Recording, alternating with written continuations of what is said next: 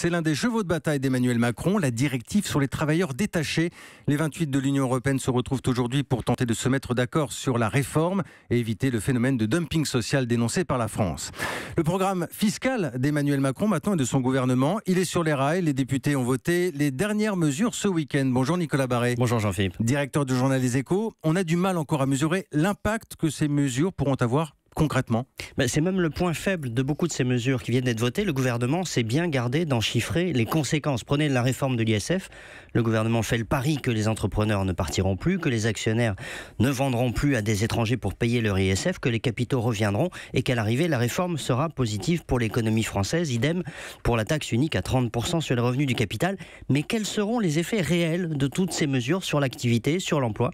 Eh bien, contrairement au gouvernement qui ne le dit pas, l'Institut de recherche économique CO-Rexecode a essayé de répondre à la question. Et vous nous dites que d'après cette étude, en tout cas, la conclusion est plutôt très positive. Alors oui, selon ces économistes de tendance libérale, l'ensemble des mesures Macron, fiscalité plus réforme du travail, aurait un impact positif d'un demi-point de croissance par an. C'est considérable quand on sait que la croissance tourne autour de 1 à 1,5%. L'impact en termes d'emploi est chiffré à près de 300 000 créations d'emplois en plus. Ces mesures vont donc augmenter le potentiel de croissance de la France. C'est en tout cas le pari. Le problème, c'est qu'entre le moment où elles sont votées et le moment où on peut vérifier si le pari était le bon, il s'écoule beaucoup de temps, 2 ans, 3 ans.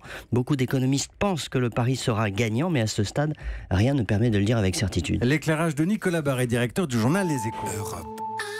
Europe 1.